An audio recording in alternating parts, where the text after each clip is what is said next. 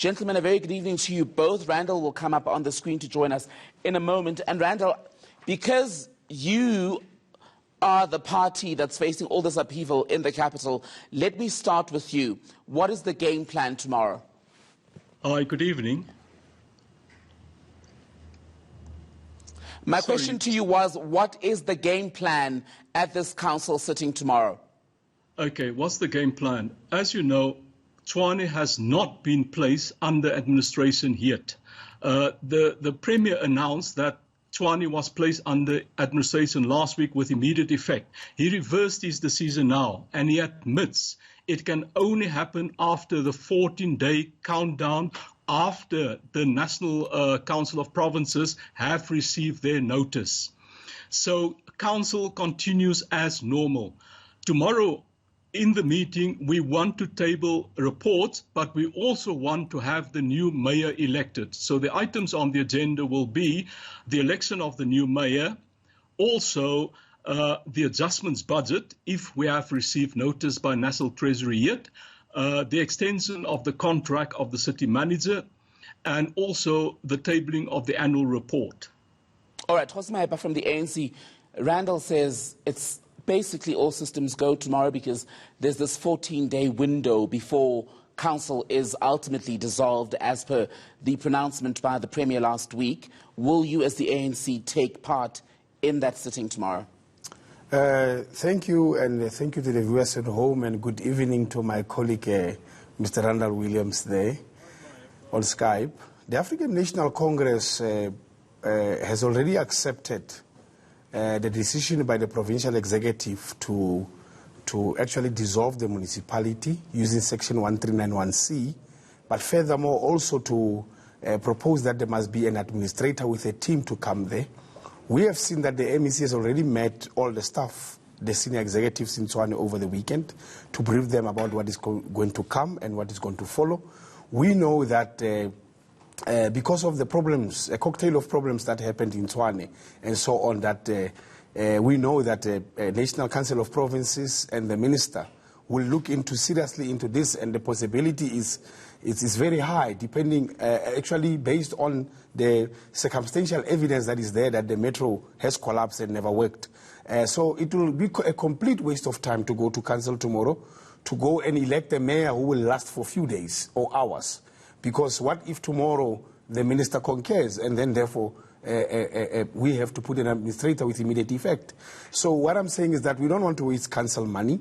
As far as we are concerned, we have accepted and put it on record in our press conference last week, and therefore we're not going back. There's no turning back. We actually, as the African National Congress, we have already ignited our structures on the ground to say that we go into a campaign because we know 1391C means that there must be election in 90 days. So you're not going to the council sitting tomorrow? No, we are definitely not going to the council. Okay, let me go back to you, Randall, on Skype. What is the point then of a council sitting tomorrow that will again try to elect a new mayor, likely to fail, as has happened multiple times in the past few months? What legitimacy would such a sitting have if we're only going to be sitting with DA councillors, for example? You know, it's amazing that the ANC simply don't believe in the rule of law. The Constitution does not provide an option for a political party to accept 139(1)(c). There's absolutely no scope. What 139(1)(c) says, it lays out the procedure. Once the provincial government has taken a decision, that decision is not final. What needs to follow? The National Minister of Gauteng needs to be notified. Then the NCOP needs to be notified. Then the 14-day countdown process begins.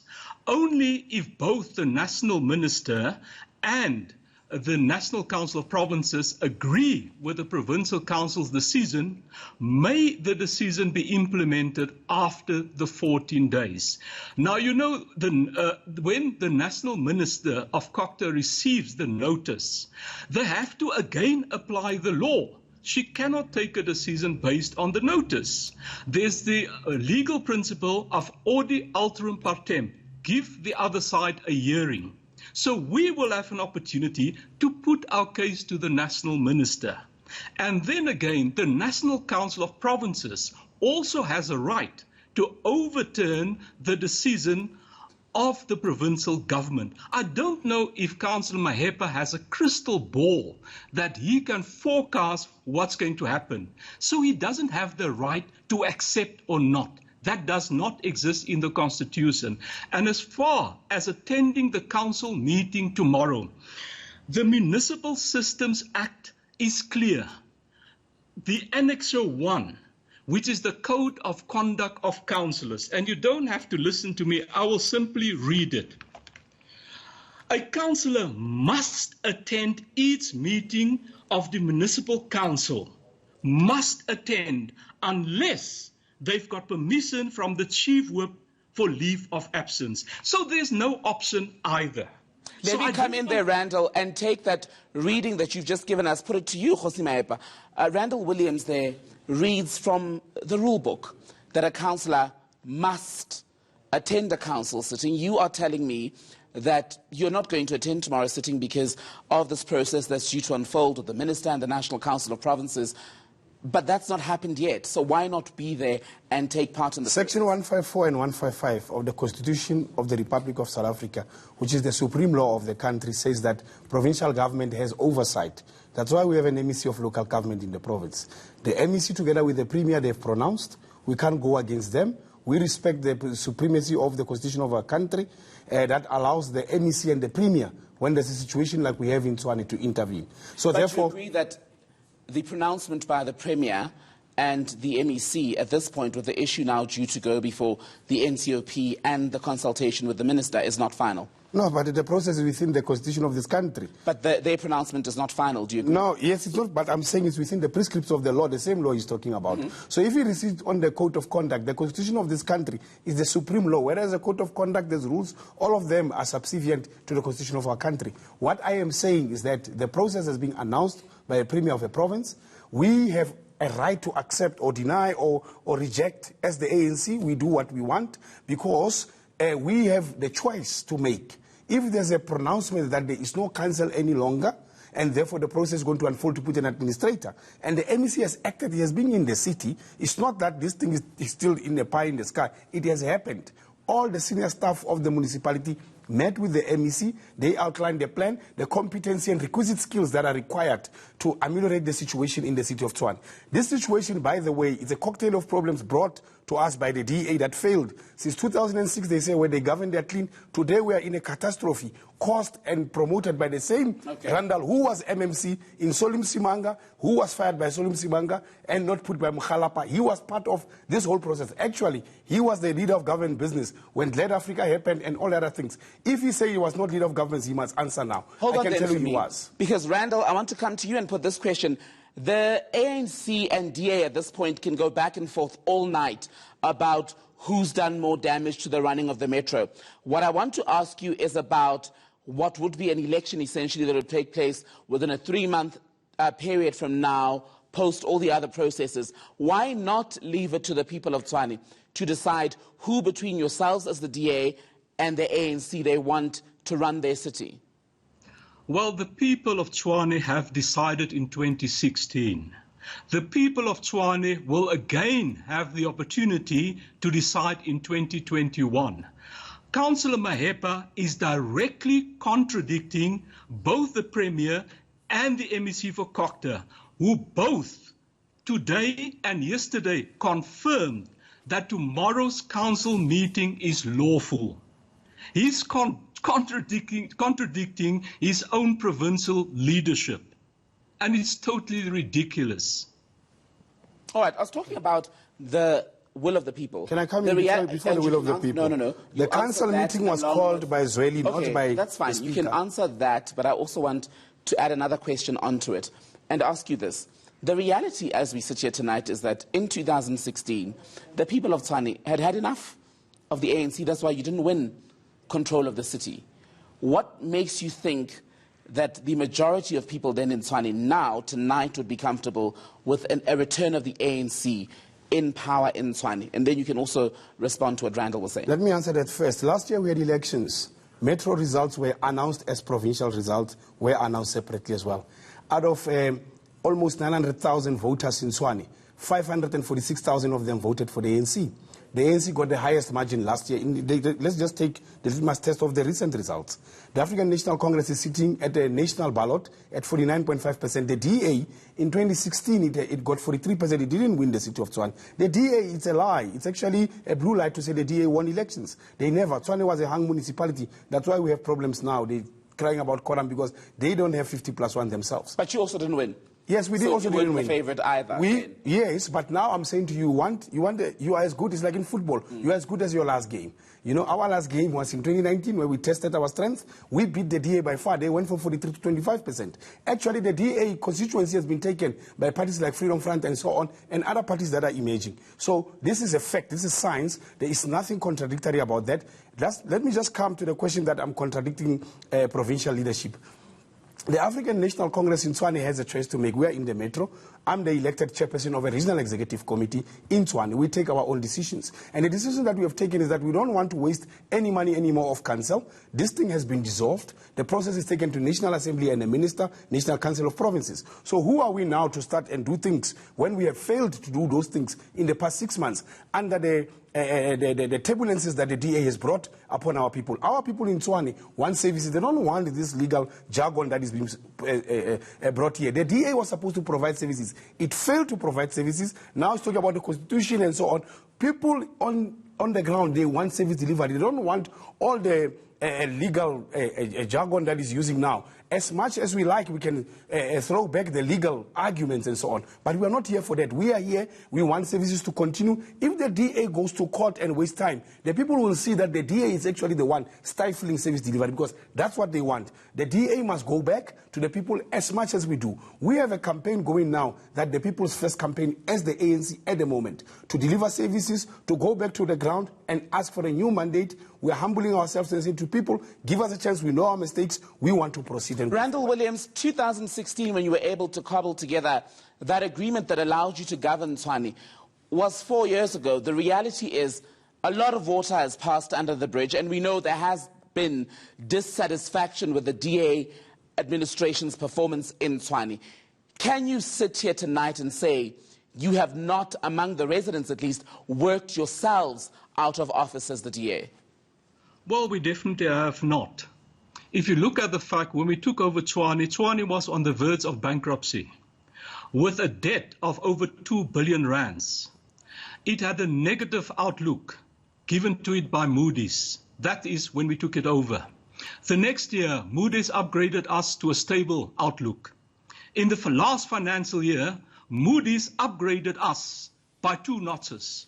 Now let me go to what the ANC stance is. In Bakana, in the Eastern Cape, the High Court dissolved council. The ANC is repealing that judgment by the High Court. And in its affidavit that the ANC filed in the Eastern Cape High Court, and it's available to journalists because it's a public document, the ANC argues that it's the norm for municipalities to be bankrupt and not to be able to deliver services in South Africa. And because of those reasons, therefore, these municipal councils may not be dissolved. That's the actual argument of the ANC in the Eastern Cape. So we, in the city of Tshwane, we have been delivering services. We are definitely not bankrupt. We owe Eskom zero. The amount is zero. We're up to date with all our accounts. All the creditors are being paid. So we are running the administration efficiently. But because of the political instability caused by the ANC and the EFF, they're trying to make appear that the city of Tshwane is dysfunctional. But they are not going to succeed because we are going to court. Okay, Randall. Oh, excuse me. Jose, you wanted to respond. Yeah, I just wanted to respond. Maybe let me correct because I see Councillor Randall Williams is struggling with vernacular. The place is called Makana Municipality in the Eastern Cape. But please let me not be everywhere and so on and talk about anything. We're talking about Tshwane here. There is a blue lie that is being spoken that the Tshwane had a deficit of 2 billion. He knows it's a blue lie. There are no Auditor General reports. He must produce at least one page in the Auditor General's report that talks about the 2 billion deficit. If he doesn't produce that, then he must never say it again. Like I told Solum Simanga, he's no longer there. Like I told Mukhalapa, he was no longer there. Now he must come and produce that. If he doesn't produce that and talk about other things, because the only litmus test to check the accounts of a municipality and the financial situation is the Auditor General in this country. If he doesn't say that it doesn't exist, the DA cannot self-create things here. What I want to come to back is very simple. The DA said to people where they governed, they are clean in 2016. That's why they got 43% in Tshwane. We know today it's an untold damage that they have caused. They have caused Lead Africa in Tshwane. They have employed unqualified people. They have caused the Oricon scandal. They have caused dirty water, not cleaning it in 3 years. They've been in 2016. It's 2020. You can't still make the same argument that it was an ANC problem. They failed to commission a simple system of a water treatment plant in Temba. They have many other problems that I can go to. Today, there are people staying in a church next to where Councillor Randall comes from, in Mamelodi. They are staying in a church under a flood line that were hit by the floods. He can answer you now, what did the municipality do? If they're saying he's delivering services, where are those people staying in the church today? I can go on and on. What I'm arguing here, and we no longer want to talk about the DA because the DA has failed. Everybody in this country know they have failed. They moved from 43 to 25 into a double digit, the only metro in this country where the DA went down last year with double digit. But lastly, I want to put it on record now that the African National Congress is not interested in political gimmicks of the DA and any other party. We want to go back to the people. The people must be arbiter of every conflict in the political realm and in the political milieu of politics. And that's what we want to do. On the people, we go then, in there. And I want to pose this question to both you, Kgosi, and you, Randall. As the leaders of the DA and the ANC, are you not embarrassed just from the messy and often shameful way in which this battle for control of Tshwane, whether right or wrong, the way that you both conducted yourself, Kgosi, are you not embarrassed? No, we were being embarrassed by the DA, I mean the behavior of the former mayor, Mukhalapa. He caused the catastrophe. He resigned before a council because they were having factions in the DA. If he was there, that meeting would have happened on the day that he resigned before the day of council. But he failed. I mean, you know the things that he has done. So you don't think your conduct has been embarrassing in any way? No, our conduct, we have asked for forgiveness from the people because we had to fight this battle. We know that it was inconveniencing for people. We still ask for them to forgive us. We're going back to them and saying we had to expose the shortcomings of the DA because if we didn't, it would have caused more other problems. I mean, as I'm speaking to you right now, in the city of Tshwane, there is no one. And you can't say the ANC was opposition. You can't say the ANC was responsible for appointing a city manager, appointing a mayoral committee. The ANC is not responsible for that. The DA came there, they said they are clean. There is no one right now, and that whole mess was caused by the DA. The ANC is going back and saying to the people, you saw what the DA did, give us an opportunity to run. Randall Williams, a lot of people in Tshwane watching this conversation will say they're quite tired of this debate between the ANC and the DA. On top of being embarrassed, it has been disgraceful, the manner in which it's been handled by the political parties. What responsibility do you, as the DA, take for this mess that's ensued over the past few months? Look, let me just come, before I answer that question, let me just go back to the ANC. The Very ANC, briefly, please, because we're running out of time. The ANC ran this city for 22 years. Hammanskraal's been going on for 20 years. Now, we've been there for almost 3.5 years, and we haven't sorted out Hammanskraal as the DA, and that's a failure on our part. But we have got the project in Hammanskraal back on track. We have appointed the contractors to permanently fix the problem in Hammanskraal, the water problem that the ANC has not done for 22 years. Now, I believe in order for us to move forward in the city of Tshwane, we have to put the interests of the residents first, and we have to look at cooperative governance. We have to work as political parties. We have to work together. That is the only solution. And we should only have one interest, and that is to deliver services to the residents of Tshwane. You're talking around my question, Randall, because what I asked is, what responsibility do you take for this political episode, this mess, essentially? Look, obviously we have to take responsibility. I mean, this mess started before with the appointment of the city manager, Masola, where there were disputes between him and the executive. Appointed by whom? Who put him there? I said we. Yes. So, as the council, we proposed him, we interviewed him, we proposed him, and council accepted him, right? So we have to take responsibility for that mess. We tried our best now to appoint another city manager that will be able to be service-orientated. But unfortunately, the ANC and EFF have walked out of council and stopped us from having quorum. Therefore, we could not take any council decisions. So that's unfortunate that we're now sitting without a city manager. All right, thank you so much, Randall Williams. Khosi from the ANC, Randall is with the DA. Thank you so much to you both, gentlemen. Another long day ahead in the capital, Tshwane, tomorrow, when Council will again reconvene and hope to do some work. Will any work get done? Well, stay with the ENCA to see how it all plays out.